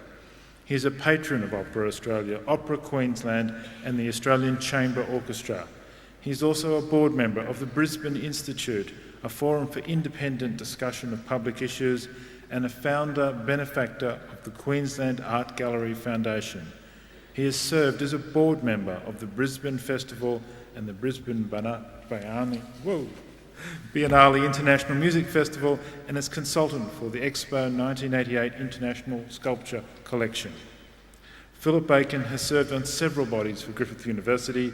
He was a member of the Queensland College of Art Advisory Council from 1992 to 1997 and is currently Deputy Chair of the Queensland Conservatorium Advisory Council. He has made a generous contribution to the Building Fund for the Queensland College of Art Gallery, and at the Conservatorium he's been instrumental in the leadership of its fundraising campaign for opera development. Working with major fundraisers in 2000 and 2001, he raised over $120,000 for the Conservatorium's programs. The level of generous sponsorship to the arts nationally by Philip Bacon places him at the forefront of benefactors both to education in the arts and to professional companies. Philip Bacon's contributions to the visual and performing arts in Queensland and Australia were recognised in 1997 when he became a member of the Order of Australia and also received the award of Doctor of Philosophy from the University of Queensland. He has played a major role in advancing the arts in Australia, both as a patron and a champion of the visual and performing arts. It is especially fitting that Griffith University should honour Philip Bacon in recognition of his distinguished contributions to the arts, to community and to the university. Acting Chancellor, it is with the greatest pleasure that I present to you Mr. Philip Bacon, AM, for admission to the degree of Doctor of the University.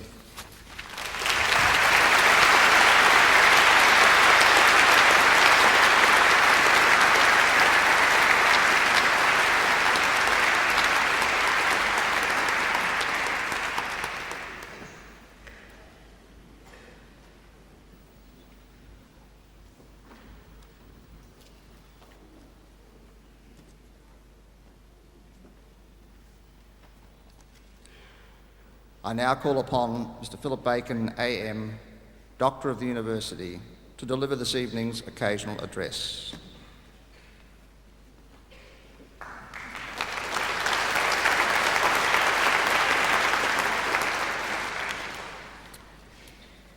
Thank you, Vice-Chancellor and Acting Chancellor, for those generous words, and thank you especially to the Council of Griffith University for awarding me this high honour. It's not one I have sought, and I certainly don't believe I deserve it, but I accept it nevertheless with great pleasure.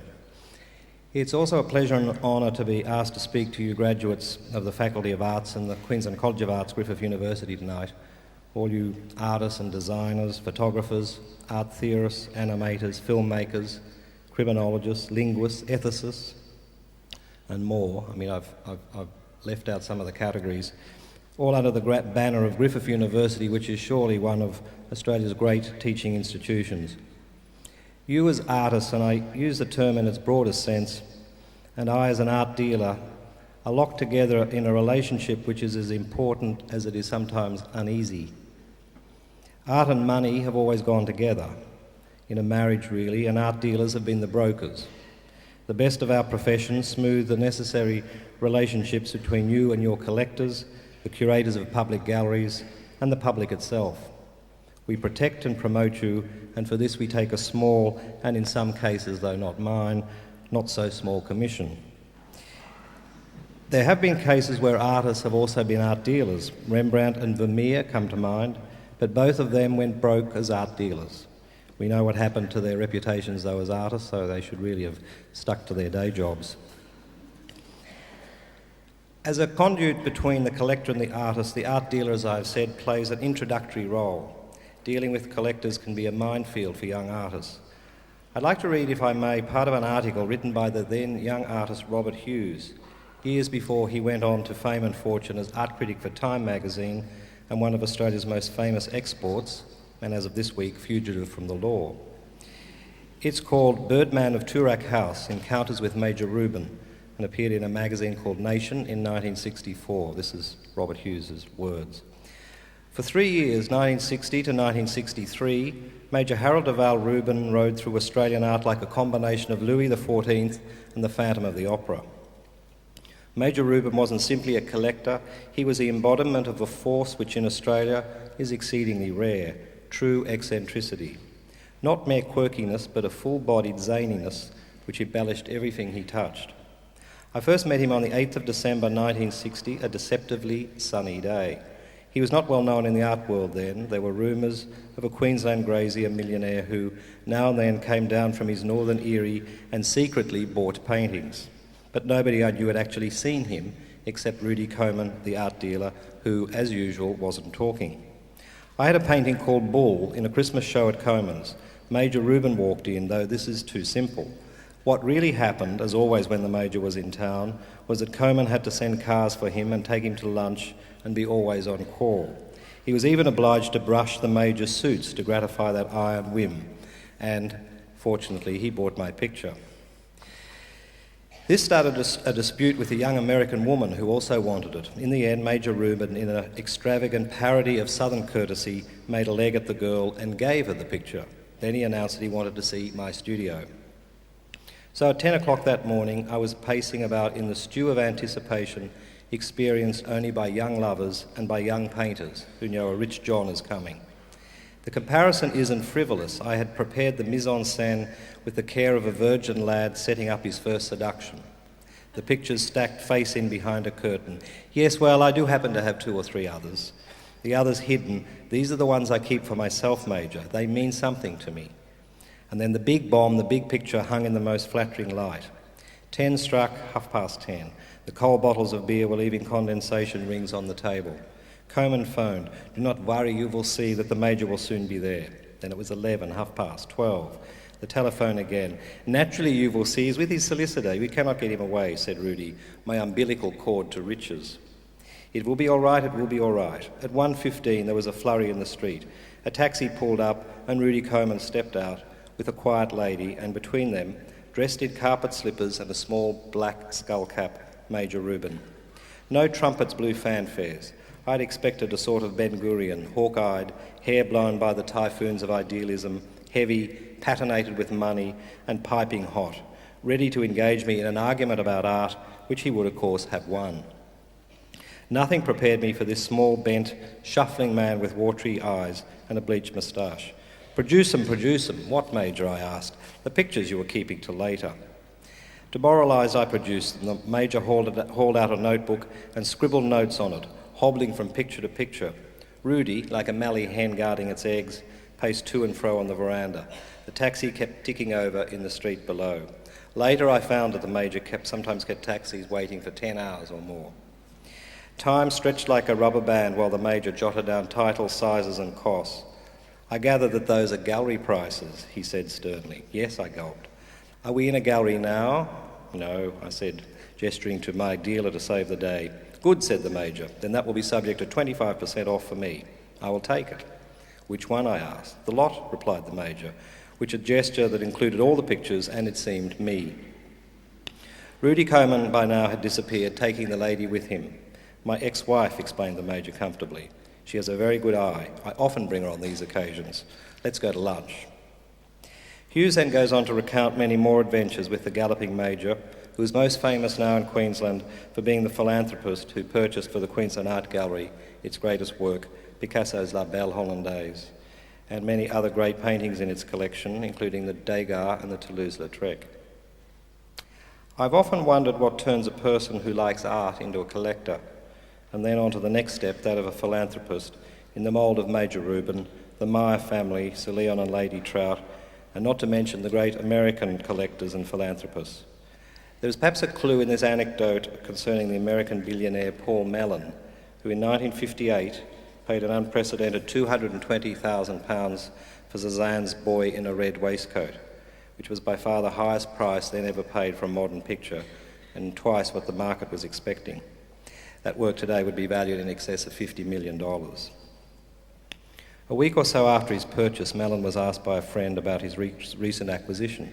"Do you think," he asked, "that I paid too much?" But before his friend could answer, Mellon gave his own reply, a reply that gives away the timeless secret of the art-dealing business, and which I'll share with you tonight. "You stand in front of a picture like that," he said, "and what is money?" Paul Mellon was a collector of the highest calibre. Modest and generous, he did not collect for display or for reasons of investment, for he bequeathed The Boy in a Red Waistcoat and many of his other treasures to public museums.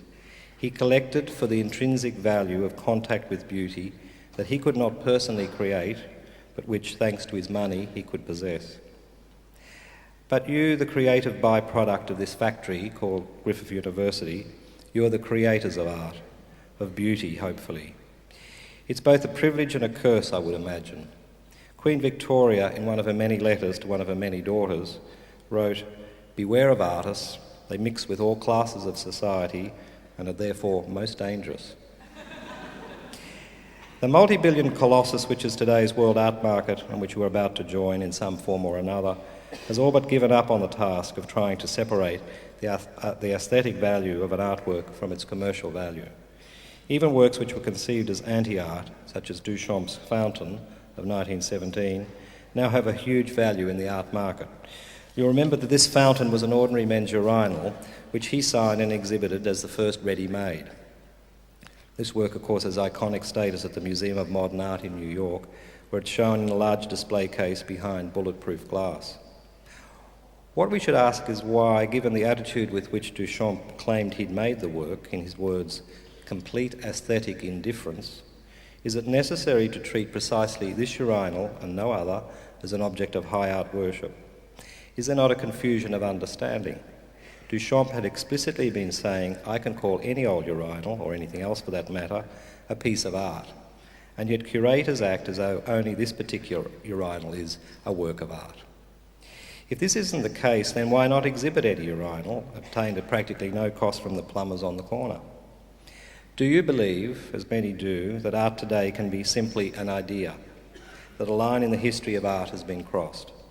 Has it become unnecessary for an artist to make anything when the thought or the inspiration itself has come to constitute the achievement? One of the exhibits at the 2001 Venice Biennale temporarily escaped the critics and the public's notice that year, being merely an empty room with green walls.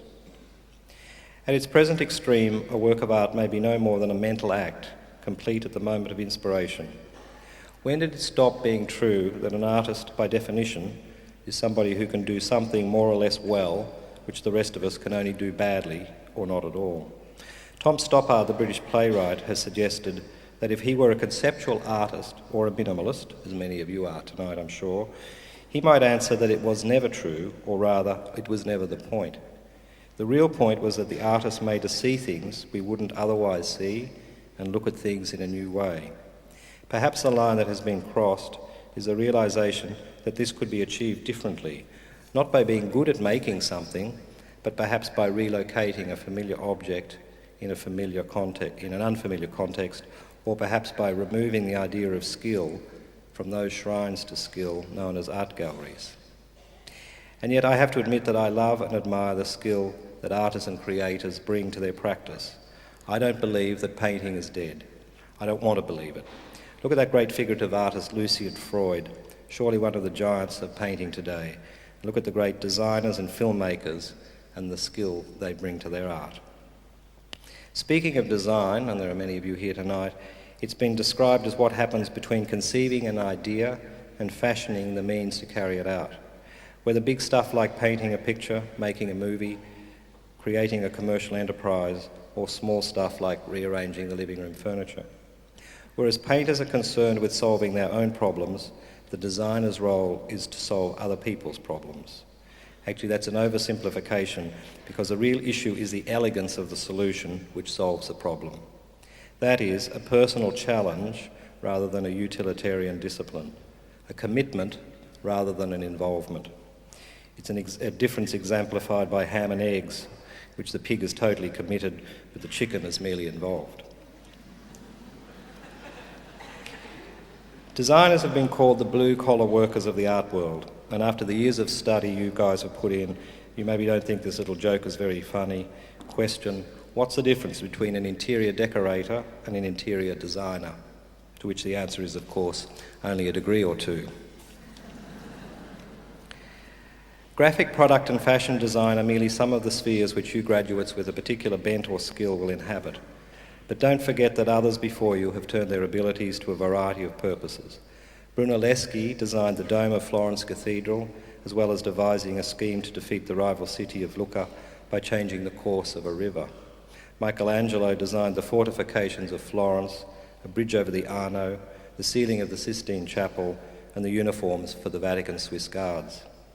Leonardo painted the Mona Lisa and designed canals and arsenals for the Duke of Milan, and John Logie Baird thought up the super-insulated undersock, mango jam and television. Will any of you emulate Buckminster Fuller, who designed the Dymaxion map, an automobile, container ships, airplanes, and a lot more besides? He was awarded 47 honorary doctorates, which means for me 2 down, 45 to go, if anybody's listening. Modestly, he described himself as engineer, poet, architect, inventor, mathematician, cartographer, philosopher, comprehensive designer and choreographer. Perhaps the word that best describes him is show-off. This is one of the most important nights of your lives, and I'm keeping you from the most important part of it, which is photographs of you with your degrees and in these great little hats. Congratulations to you all, and I look forward to hearing about your careers and successes in the years to come. Thank you.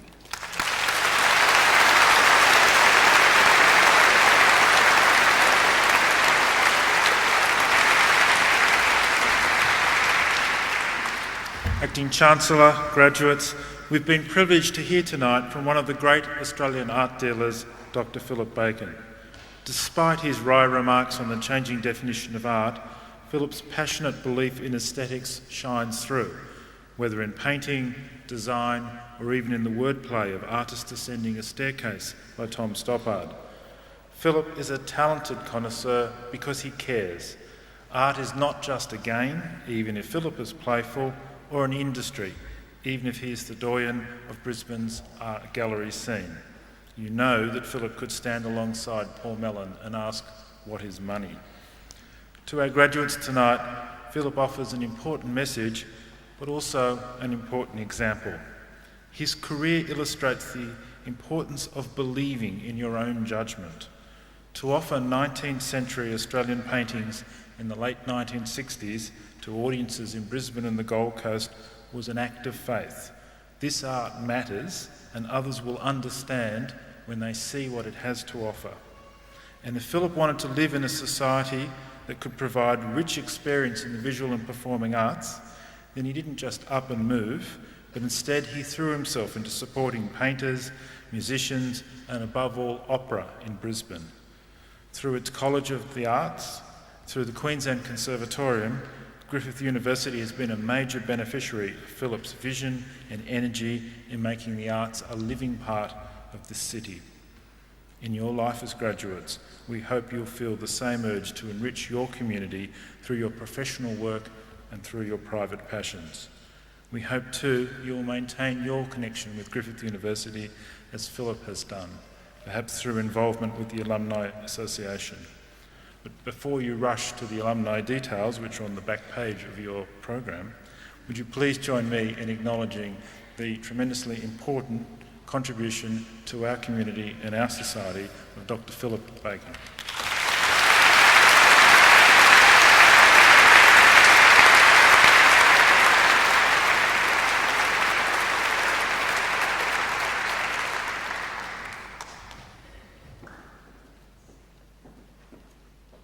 Ladies and gentlemen, the ceremony is now concluded. When the music begins, please rise and remain standing as the staff and dais parties, along with the graduates, retire.